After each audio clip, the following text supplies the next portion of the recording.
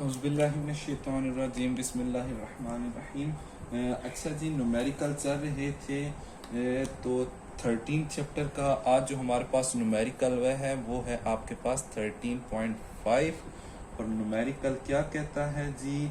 The resistance of an iron wire at 0 degree is 1 × 10⁻⁴ ohm. What is the resistance at 500 degree if the temperature coefficient of resistance of iron is 5.2 × 10⁻³ per Kelvin? अच्छा, हमें resistance given है एक 0 degree पे, और दूसरा हमें temperature given है, हमने उस डिग्री पे रेजिस्टेंस फाइंड करना है, और हमें साथ गिवन है जी टेम्परेचर कोफिशिएंट। सबसे पहले हम लिखते हैं जी आर नॉट, यानी 0 डिग्री पे जो हमारे पास रेजिस्टेंस है वो इंटू 10⁻⁴ ओहम है। और इसी तरह आपके पास और जो गिवन है वो है जी T1 हमारे पास 0 डिग्री आ गया, और हमने इसको डिग्री में नहीं रहने देना क्योंकि हमने इसको कन्वर्ट करना है केल्विन में। केल्विन हमारा SI यूनिट है। सिंपली मैं 0 डिग्री प्लस 273 को ऐड करूंगा तो जो मेरे पास चीज आएगी वो केल्विन में 273 के आ गया, यानी केल्विन में टेम्परेचर आ गया।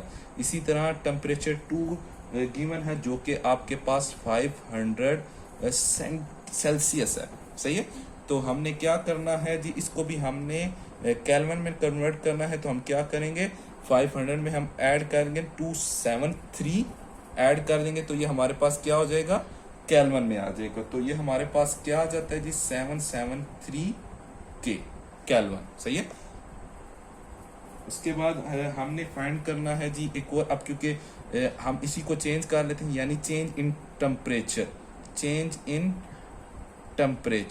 सही है, तो टेम्परेचर आपका कैसे चेंज होगा, यानी T is equal to T2 minus T1। अच्छा, क्योंकि ये बाद वाली करने वाली चीज़ थी लेकिन मैंने आपको पहले ही कर दिया क्योंकि बाद में हम इसको इस्तेमाल कर लेंगे। अच्छा, अब क्या करना है जी, हमने फाइंड करना है 773 माइनस हमें पता है 273 होगा, और ये हमारे पास क्या आ जाएगा जी, 500, यानी हमारे पास जो चेंज इन टेम्परेचर आ गया वो 500 केल्विन आ गया। सही है, तो ये हमारे पास केल्विन में 500 के। अच्छा जी, और हमें एक और चीज़ गिवन है जो कि टेम्परेचर कोफिशिएंट है, अल्फ़ा से डिनोट करते हैं, और उसकी जो वैल्यू है हमारे पास 5.2 × 10⁻³ और पर केल्विन। सही है, पर केल्विन हमारे पास इसका यूनिट होता है पर केल्विन। चलें जी, अच्छा, अब सिंपली हमारे पास फार्मूला अप्लाई करना है। फार्मूला कुछ यूं होता है आपके पास, अकॉर्डिंग टू बुक आपके पास alpha is equal to RT minus R0 और R0 और साथ आपका T।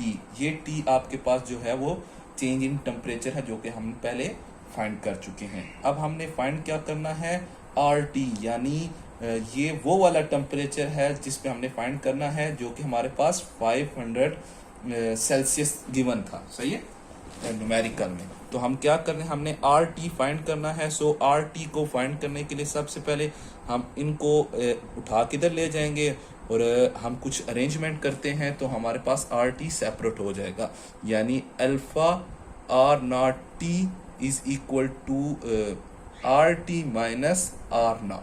सही है, अब R0 को भी हम दूसरी तरफ ले जाएंगे तो वो क्या हो जाएगा, प्लस का R0 plus alpha R0T is equal to RT।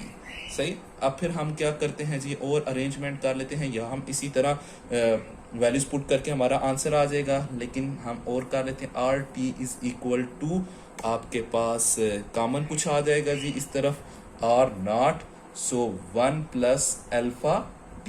अब सिंपल आपके पास ये एक फार्मूला आ गया, इसमें हमने जस्ट क्या करना है, वैल्यूज पुट करनी है और आंसर लेके आ जाना है।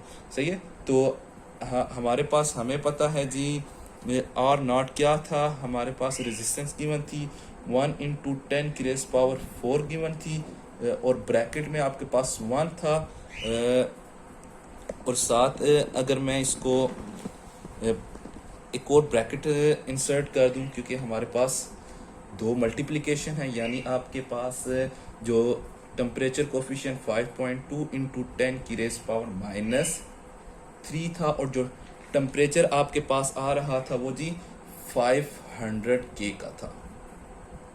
सही है, तो हमारे पास ये चीज़, हम पहले इसको सॉल्व करेंगे, आंसर आएगा, फिर हम उसको ऐड करेंगे और फिर हम उसको मल्टीप्लाई कर देंगे। अच्छा, पहले इसको सॉल्व करने से जो हमारे पास चीज़ आ रही है, यानी आपके पास 1 × 10⁻⁴, उसी तरह ये इसी तरह रहेगा, और आपके पास 1 और प्लस इन दोनों को जब सॉल्व करेंगे तो हमारे पास आ गया जी 2.6। सही है, 2.6 आ गया। अच्छा, अब इसको ऐड करेंगे और साथ ही हम मल्टीप्लाई कर देते हैं, ये एक थोड़ा सा डायरेक्ट स्टेप कर लेते हैं। ऐड करने से आपके पास ये 3.6 बन जाएगा, और 3.6 को आप मल्टीप्लाई इसके साथ करोगे तो आपके पास ये 3.6 ही आ गया, और साथ आपके पास क्या आ गया जी 10⁻⁴। अब क्योंकि ये RT था तो इसका जो यूनिट आता है वो ओहम आ गया। उम्मीद करता हूँ जी समझ आ गया होगा, अगर ना आया तो कमेंट के ज़रिए आप पूछ सकते हैं। तो अल्लाह हाफिज़।